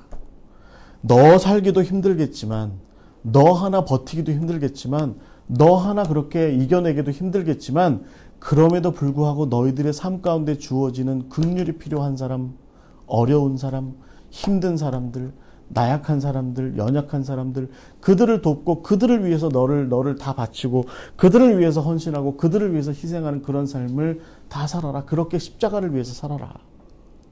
너에게 주어진 그 십자가를 위해서 살아라. 그것이 그 삶이 그런 삶을 사는 그런 팔복의 삶을 사는 너희에게 복이 있어서 그런 삶을 너희들을 보면서 하나님께서 존귀하게 여기심을 받으신다. 라고 하는 겁니다. 여러분, 이런 이 기도가 어떤 기도겠습니까? 여러분, 우리가 적어도 이 팔복을 팔복의 삶의 현실, 제자된 삶의 현실, 하나님의 백성된 삶의 현실을 놓고 기도하는 건 뭐냐면 이런 거예요. 내가 오늘 나 먹을 것도 없는데, 나 오늘 하나 입에 풀칠할 것 겨우 그냥 밥 한 그릇 있는데, 내 옆에 나보다 더 어려운 독거노인 있고 나보다 더 어려운 누군가가, 형제가 있으면 그에게 내가 밥 먹을 거 좀 나눠서 주는 거죠. 그런 가운데 하나님 감사합니다. 하나님 감사합니다. 내게 그래도 이 사람과 나눠 먹을 뭔가가 그래도 남아있게 해주셔서 감사합니다. 라고 그렇게 기도할 때 그 기도의 한마디가 뭐냐면, 하나님, 제가 오늘 제게 맡겨주신 십자가를 지는 이 일들을 통해서 당신의 이름이 존귀하게 여겨지기를 바랍니다. 하나님이 아직 살아계심을 세상에 알게 하여 주시옵소서. 하나님의 의가, 하나님의 뜻이, 하나님의 계획이, 하나님의 정의가, 하나님의 공평하심이 여전히 살아있음을 내가 오늘 십자가 한 번 더 지는 이 삶을 통해서 드러나기를 바랍니다. 온전히 실현되기를 바랍니다. 그래서 하나님께서 당신의 이름이 존귀하게 여겨지게 되기를 바랍니다. 여러분, 하나님께서 존귀하게 여겨지는 것은요, 한 100억쯤 가진 사람이 10억 더 버는 거에서 하나님께서 존귀의 여김을 받지 않으세요. 하나님께서 존귀하게 여김을 받으시는 것은 내가 가진 것을 떼어서, 내가 누리고 있는 것을 떼어서 누군가의 삶을 채워져 나갈 때, 그가 그렇게 해서 내가 떼어준 것으로 그 하루를 버텨나갈 수 있는 힘을 얻게 될 때, 그래서 그가 하루라도 더 사람됨의 삶을 이어갈 수 있을 때, 그때 하나님의 이름이 존귀하게 여겨지게 되는 겁니다. 여러분, 부르심받은 그 자리, 그리스도인으로서, 하나님의 사람으로서 부르심받은 그 자리에서 내게 주어지는 사람들을, 내게 주어지는 사역을, 내게 주어지는 헌신의 사명을 외면하지 않고, 나를 한 번 더 희생시켜서, 나를 한 번 더 내어주어서, 나를 한 번 더 그렇게 바치는 행위를 통해서, 십자가를 지는 일들을 통해서 하나님의 이름이 존귀하게 여겨지게 되기를 바라는 그 길을 열어가야 하는 것이죠. 그것이 바로 우리가 당신의 이름이 거룩히 여김을 받으시기를 바랍니다. 라고 그렇게 기도하는 겁니다. 우리가 그런 기도가 있어야 될 줄 믿어요. 우리 제자잖아요. 세상 사람들은 이런 기도하지 않습니다. 세상 사람들은, 주여, 제가 오늘 100억이 있는데 저 사람은 망하게 해주시고 저는 그 사람 돈 다 갈취해서 제가 200억 벌게 하여 주시옵소서. 그게 세상 사람들의 기도예요. 그러나 우리의 기도는 그렇지 않습니다. 주님의 제자로 하나님의 백성으로 부르심받은 그 기도는 오히려 나를 내어주고, 나를 희생하고, 나를 던지고, 나를 그렇게 아낌없이 그렇게 베풀고 하는 그런 가운데 누군가가 살게 되고, 누군가가 온전하게 되고, 누군가가 평안을 누리게 되고, 누군가가 행복을 누리게 되는 그런 일들을 통해서 하나님께서 존귀하게 여기심을 받으실 것이다. 하나님, 제가 오늘 누구를 위해서 그렇게 하기를 바랍니다. 이미 우리는 알고 있죠. 여기 앉아 계신 저를 포함해서 우리 모두 알고 있습니다. 우리가 누구를 위해서 그렇게 해야 할지, 우리가 누구를 위해서 그렇게 살아야 할지를 우리는 이미 알고 있어요. 안 하고 있는 것뿐이지. 만약에 모르고 있다면 부르심 받은 자리가 아닙니다. 그 자리에서 일어나서 부르심 받은 자리로 가세요. 거기에 가서 당신의 이름이 거룩히 여김을 받으시길 바랍니다. 라고 하는 그 기도를 하시면, 제대로 그 기도를 하시면 그 기도에는 나를 필요로 하는 사람들을 우리는 만나게 돼요. 나를 필요로 하는 사람을 만나게 돼요. 내 십자가를 필요로 하는 사람을 만나게 돼요. 그래서 그 사람을 위해서 온전히 아낌없이 헌신하시고 최선을 다하시고 그 하나님의 일을 위해서 최선을 다하게 될 때, 그때 하나님의 뜻이, 하나님의 이름이 존귀하게 여김을 받게 된다라는 것입니다. 여러분, 그래서 이게 첫 번째 기도 제목, 이름이 거룩히 여김을 받으시오며 라는 것이죠. 여러분, 제가 이거 굉장히 기독교 윤리적인 표현으로 이렇게 표현을 해드려서 이게 무슨 굉장히 별나라 얘기처럼 들리시고 남의 나라 얘기처럼 들리실지 모르겠지만, 저는 그런 얘기합니다. 사람답게만 살아도 이 길은 보여요. 사람답게만 살아도 뭐 기독교인이고 이런 거 중요하지 않습니다. 그냥 사람답게만 살아도 하나님의 하늘의 하나님이 존귀하게 여기심을 받기 위한 길은 보입니다. 그 사람답게 사는 길이 뭐예요? 부모는 부모답게, 형제는 형제답게, 자식은 자식답게, 나라님은 나라님답게, 스승은 스승답게, 가르치는 사람은 가르치는 사람답게, 목회자는 목회자답게 그렇게 살아가는 거죠. 그 모든 삶의 핵심이 뭡니까? 그런 사람들은요, 다 자기를 위한 삶이 아니에요. 내게 맡겨진 영혼들, 내게 맡겨진 생명이 더욱더 온전하여지기 위한 삶이죠. 그 헌신을 다하게 될 때 하나님의 이름이 존귀하게 여겨지게 된다라고 하는 겁니다. 나 힘들어 죽겠는데 집에 가서 또 밥 해야 돼. 나도 힘들어 죽겠는데 우리 아들놈 숙제도 봐줘야 되고 나도 힘들어 죽겠는데 우리 교회 어느 분 가서 신방하고 기도해 줘야 돼. 그런 거죠. 그런 거죠. 여러분, 하나님께서는요, 결국 저는 그렇게 생각합니다. 외면하지 마세요. 내게 맡겨진 사람들을 외면하지 마세요. 나만 쳐다보던 삶을 좀 벗어나세요. 그래서 하나님께서 내게 허락하여 주신 그 사람들을 바라보세요. 그리고 그들을 외면하지 마세요. 그리고 그들에게 필요한 것들을 채워주기 위해 노력해 보세요. 그러면 하나님께서 내가 오늘 너의 헌신을 통해서 내 이름이 망령되이 일컬어지지 않고 존귀하게 여겨졌다 라고 하시는 하나님의 음성을, 기도의 응답을 우리가 듣게 될 겁니다. 자, 세 번째입니다. 세 번째는 두 번째 기도 제목인데 어떤 거죠? 나라가 임하옵시며. 나라가 임하옵시며. 여러분, 구약으로부터 우리가 굉장히 중요하게 여기는 한 가지 우리가 알아야 될 건 뭐냐면, 성경은 분명 하나님의 나라에 대해서 이야기합니다. 하나님의 나라. 그런데 그것은, 그 나라는 오늘날 우리가 생각하는 이런 국가 개념처럼 영토 개념으로 이해하시면 안 돼요. 이 나라, 이 성경에서 말하는 나라는 The Kingdom of God 이렇게 얘기하는 그 kingdom이라고 하는 그 표현은 뭐겠습니까? 하나님의 통치죠. 하나님의 통치가 미쳐지기를 바라는 겁니다. 그러니까 내가 살아가는 삶의 공간에 그 하나님의 통치가 임하시기를 바라는 기도가 바로 우리가 두 번째, 예수님께서 우리에게 가르쳐 주신 기도 제목 가운데 두 번째인 것입니다. 그 나라가, 하나님의 나라가 임하시옵소서. 이게 무슨 얘기겠습니까? 하나님의 통치가 우리에게 임하시옵소서. 하나님, 당신의 뜻대로, 당신의 방식대로, 특별히 당신의 방식대로 우리를 다스려 주시옵소서. 라고 이렇게 고백하는 그 기도가 바로 이 두 번째 기도 제목입니다. 여러분, 이 하나님의 통치는 도대체 어떻게 이루어지는 것일까요? 그 나라의 통치는 결국 예수 그리스도에게서 우리가 그 통치의 모습을 볼 수 있습니다. 어떤 방식으로 통치하세요, 예수님께서? 세상의 왕들의 방식으로 통치하시나요? 그 힘의 방식으로? 또 어떤 권력적 방식으로? 아니면 쾌락의 방식으로? 아니면 돈을 앞세우는 방식으로? 그렇게 예수님께서 통치하시나요? 예수님께서는 이미 마태복음 4장에 나와 있는 것처럼 세 가지 시험에서도 이미 그런 것들은 다 이기세요.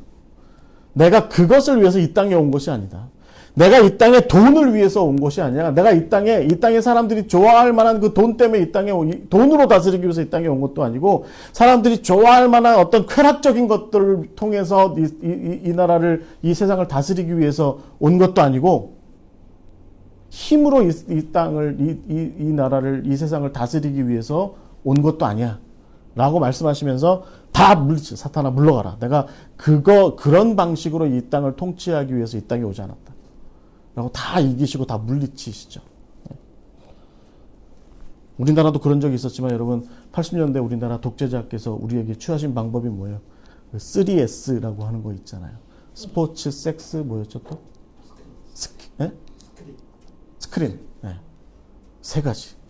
이 세 가지로 우민화 정책을 썼죠. 백성들에게. 그러니까 정치에 덜 관심을 갖게 만들고, 스포츠에, 그때 죄송한 표현이지만 하여튼 그 프로야구 만들어서 스포츠에 빠지게 만들고, 그 다음에 아주 향락 문화를 많이 일으켜서, 그때 룸사롱 같은 거 많이 생겼잖아요. 그런 걸 통해서 향락에 빠지게 만들고, 또 영화도 좋은 영화 많이 만들었다기보다 그때 하여튼 이상한 영화, 우리가 알고 있는 그 부인 시리즈 뭐 이런 거 그때 많이 만들어가지고 그런 거에 빠지게 만드는 거죠.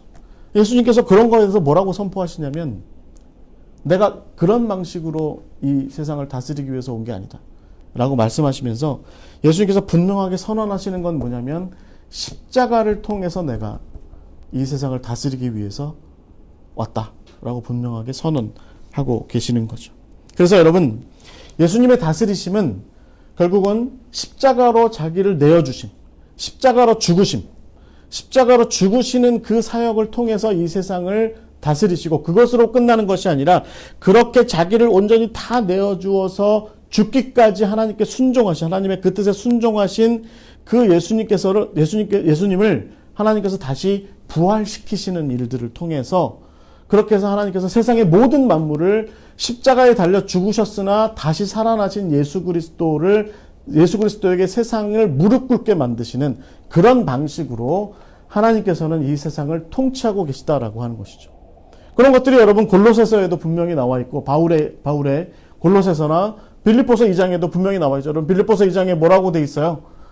너희가 이 마음을 품어라. 예수 그리스도의 마음이다.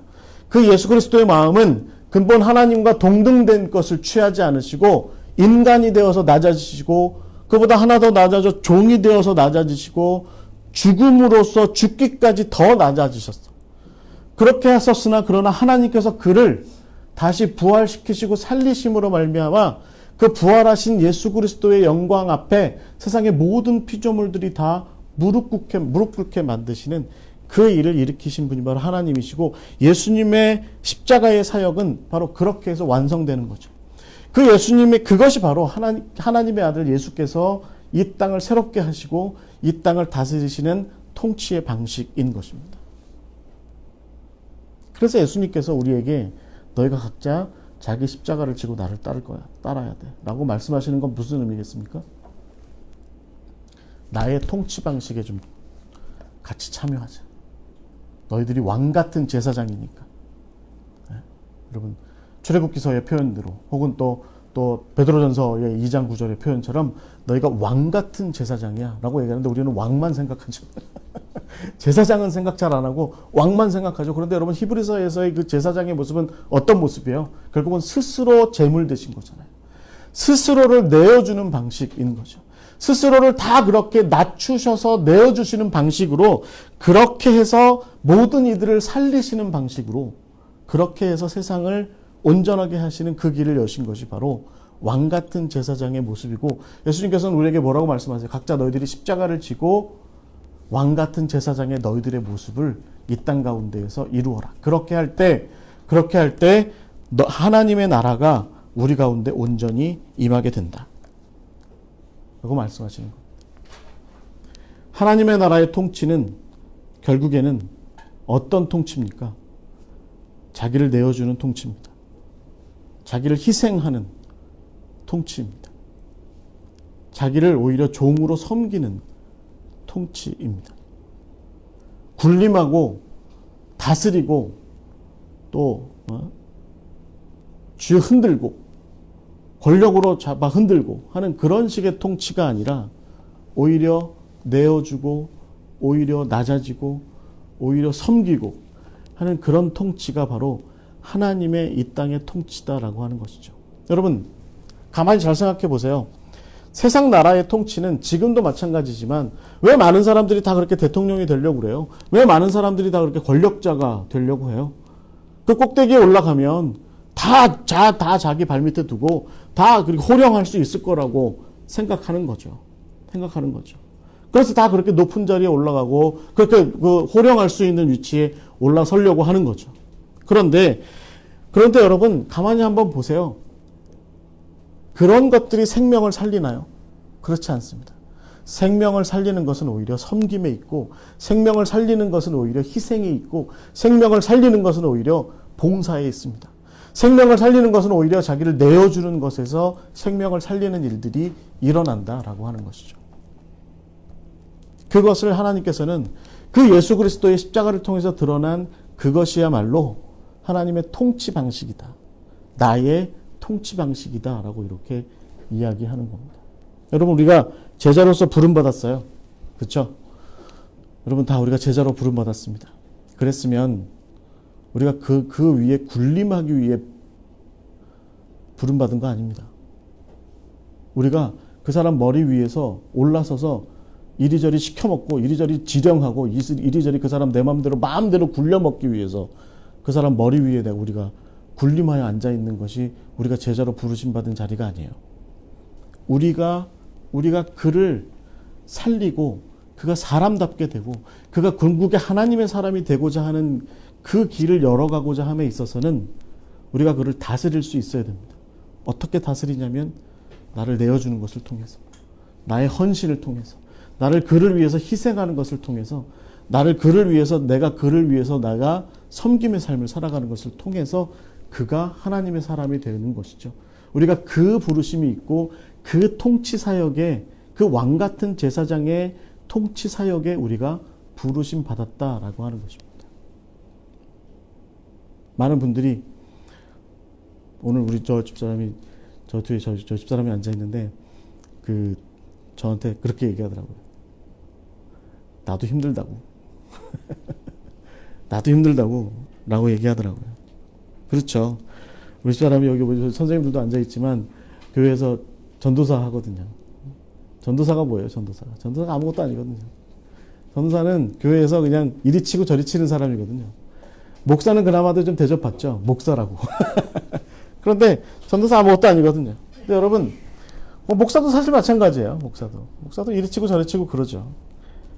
그런데 그러자고 목사 된 거라는 거죠. 그러자고 전도사 된 거라는 거죠. 그러자고 장로 된 거고, 그러자고 집사 된 거고, 그러자고 권사 된 거고, 그러자고 여기 선생님들 앉아 계시니까 그러자고 선생님들 된 겁니다. 그러자고 교회에서 교사하는 거죠. 머리 위에 군림하고 다스리고 맘대로 하고 이리저리 자기 뜻대로 다 이렇게 휘두르고 그러기 위해서 목사 되고 전도사 되고 예수님의 제자 되고 그런 거 아니죠. 우리의 다스림은 예수님을 닮은 다스림이어야 합니다. 우리의 다스림은 예수님의 그 방식을 그대로 따라가는 그 다스림이어야 되죠. 그래서 예수님께서 우리에게 말씀하실 때 하나님의 그 나라가, 당신의 나라가 임하시옵소서, 나라가 임하시옵소서라고 이렇게 기도할 때에는 예수님 입장에서 보면 내가 십자가를 지되 온전히 지고 내가 그렇게 죽기까지 십자가를 졌을 때 나를 외면하지 마시고 나를 부활시키실 줄 믿습니다 라고 하는 그 고백 가운데 그 십자가를 지신 거죠. 우리도 마찬가지죠. 우리가 죽기까지, 내가 다 없어지기까지, 내가 다 나를 내어주기까지, 내가 내 이름조차 흔적조차 없어지기까지 헌신하고 그렇게 봉사하고 그렇게 사역하고 그렇게 최선을 다하는 가운데 그냥 이게 교회 같은 데서만 이런 일이 있는 게 아니라 내가 크리스찬 부모로서 부름받았으면 내가 내 자녀를 위해서 그렇게 하는 것이고, 내가 크리스찬 선생이라고 한다면 내가 학교에서 그렇게 하는 것이고, 내가 크리스찬 직장인이라고 하면 내가 이 사회에서, 내가 직장에서 그렇게 살아가는 것이죠. 그렇게 내 이름은 온전히 다 사라지고 나는 아무것도 없는 것처럼 그렇게 다 사라지게 되는 그런 일이 있기까지 온전히 다 나를 내어주는 그런 헌신을 하고 그런 최선을 다하게 될 때 하나님 우리를 그냥 그 상태로 내버려 두지 않으신다는 겁니다. 우리가 행한 모든 것의 최종적인 결실이 온전히 드러날 수 있도록, 우리를 다시 일으켜 세우신다는 겁니다. 그것이 바로 바울이 얘기하는 것처럼 그리스도께서 부활하셨으면 너희도 부활할 거야 라고 그렇게 얘기하는 부활에 대한 소망인 것이죠. 우리가 그렇게 온전히 자기를 다 내어주서 십자가에 죽기까지 하는 그것이 우리의 수고의 끝이 아니라 결국에는 그 수고에는 최종적인 결실이 있을 거다.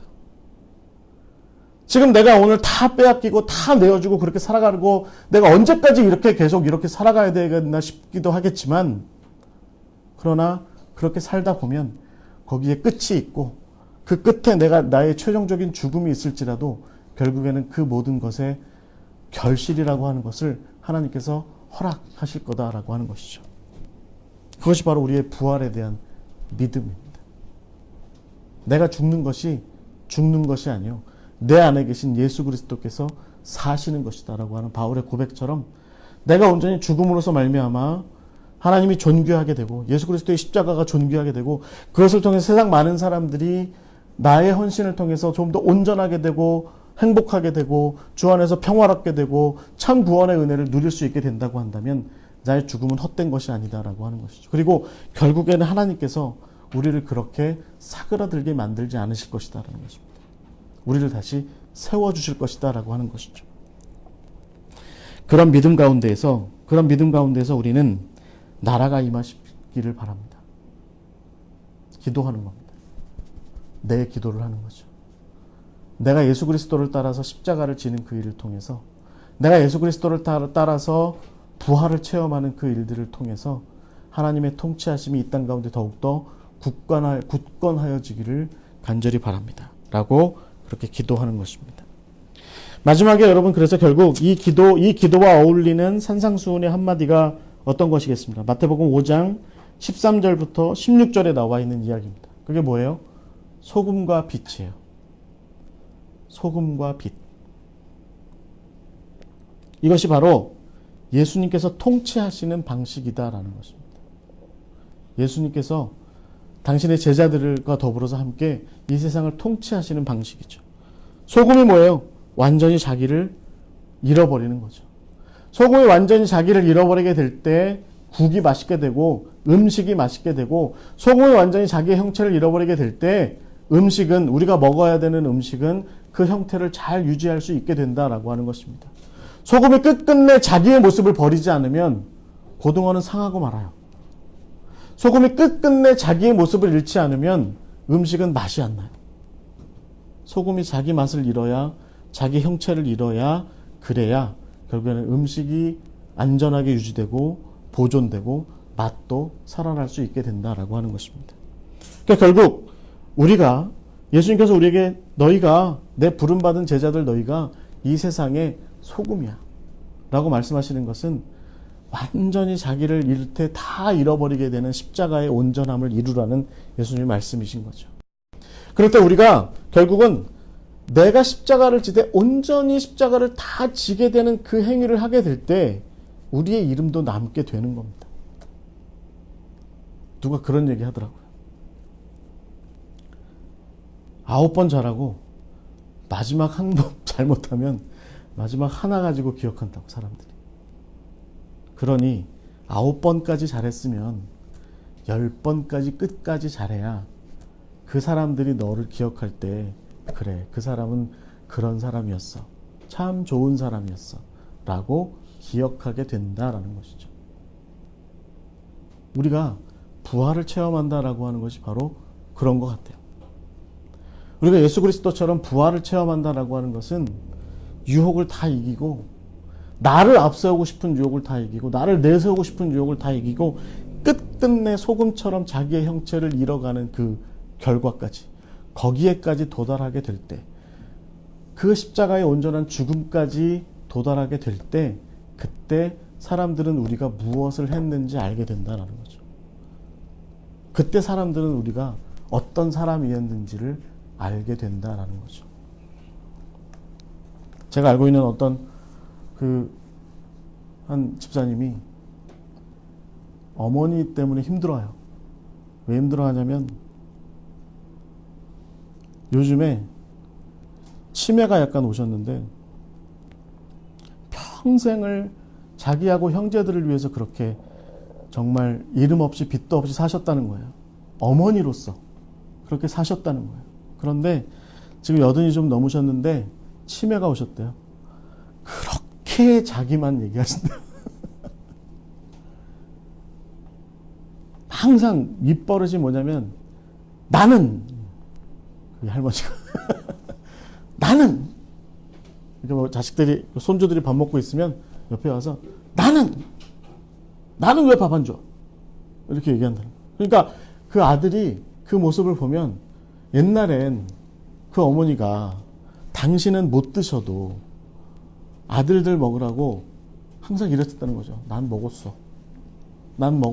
라고 말씀하셨다는 거예요.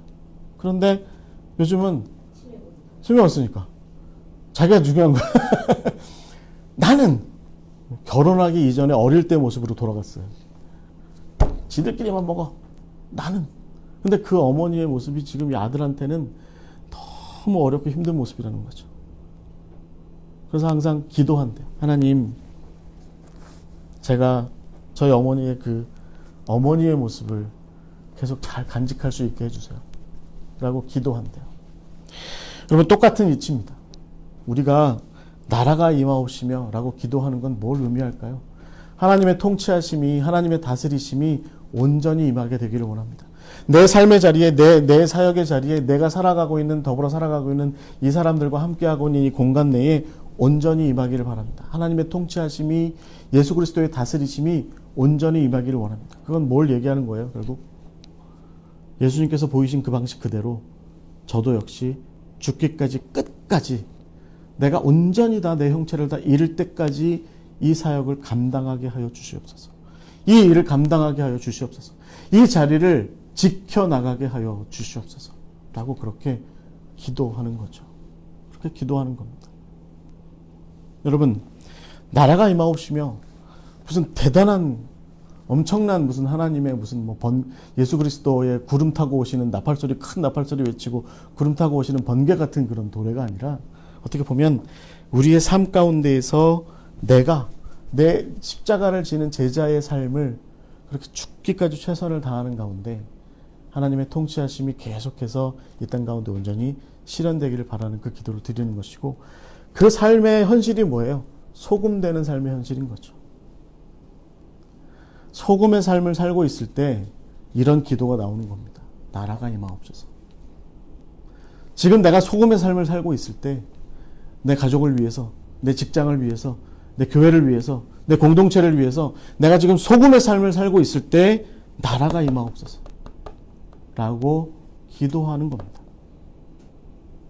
저나 여러분이나 만약에 그냥 나는 내 이름 날리는 게 더 중요해, 난 내가 드러나는 게 중요해, 나는 내가 살아나는 게 중요해 라고 얘기하고 있다면, 여러분이 그러면서 매주 주일날, 우리가 그러면서 주일날 나라가 임하옵소서 라고 그렇게 주기도문을 외치고 있다면 이 기도는 중언부언하는 기도입니다. 헛된 기도예요. 우리가 이 기도가 정말 참된 기도고, 나라가 임하시기를 간절히 바라는 기도가 정말 하나님께서 부응하시는 기도고 하나님께서 응답하시는 기도가 되기를 원한다고 한다면 우리가 소금의 삶을 살아가야 되는 거예요. 지금 내가 소금의 삶을 살고 있는 거예요. 그래, 그걸 알아야 돼요. 그래서 한 번 더 소금이 돼야 되는데 그러고 싶지 않은 마음이 지금 마음속에서 굴뚝처럼 막 일어날 때, 내가 언제까지 저놈한테 비굴하게 이렇게 살아야 돼? 내가 언제까지 저 사람 밑에서 저 사람하고 섬기느라고, 저 사람들 위해서 봉사하느라고 언제까지 이렇게 뒷구녕에 앉아 있어야 돼? 언제까지 내가 저 사람들 발밑에 있어야 돼? 내가 언제까지 내가 이렇게 있어야 돼? 라고 할 때 이 기도가 터져 나와야 되는 거죠. 주여, 그럼에도 불구하고 저의 소금됨이 계속해서 지켜지게 하여 주시옵소서. 나라가 임하옵소서. 그 나라가 임하옵소서. 그렇게 기도하는 것이죠. 여러분, 오늘 이렇게 세 가지 배웠어요. 뭐죠? 하늘에 계신 아버지, 이름이 거룩히 여김을 받으시오며 나라가 임하옵시며, 이 세 가지를 배웠습니다. 여러분, 무엇보다 우리가 이것은 우리의 삶이 하나님께 초점이 맞춰지는 기도라는 것을 잊지 마셔야 돼요. 이 기도는 우리의 살아가는 이 삶이 하나님께 초점이 맞춰지는 거죠. 하나님께서 어떤 뜻을, 우리를 향해서 어떤 뜻을 갖고 계신데, 기도자로서 제가 먼저 하나님의 그 뜻에 맞춰 살고 있습니다. 하나님의 그 뜻하신 바에 맞춰 살고 있습니다. 내 뜻대로 안 하고 아버지의 뜻대로 지금 맞춰 살고 있습니다. 그런데 이것을 잘 지켜가게 하여 주시옵소서. 이것을 잘 끝까지 완수하게 하여 주시옵소서. 이게 십자가상의 기도죠. 자기를 앞세우는 것보다 하나님의 뜻을 앞세우는 기도가 바로 첫 번째 기도입니다. 그래서 저는 우리의 기도가 늘 이래야 된다고 생각합니다.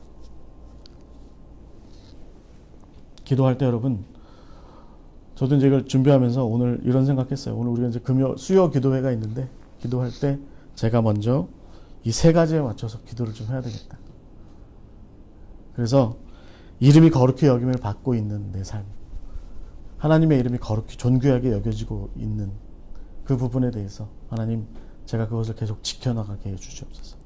또 나라가 임하게 되는 그 일들을 위해서 여전히 제가 그 자리를 지켜갈 수 있도록 힘되시고 능력되어 주시옵소서. 제가 제게 맡겨진 십자가의 길을 잘 지키고 꾸려나갈 수 있도록 지금껏 이렇게 지켜왔는데 앞으로도 잘 지켜갈 수 있도록 도와주세요. 그래서 내가 이렇게 살아가게 됨으로 말미암아 하나님 아버지의 그 뜻이 온전히 실현되기를 간절히 바랍니다. 라고 하는 그 기도를 우리가 드리는 것이 바로 앞에 이 두 가지 기도 제목입니다. 다음 주에 나는 우리가 이제 뜻이 하늘에서 이루어진 것 같이 땅에서도 이루어지이다.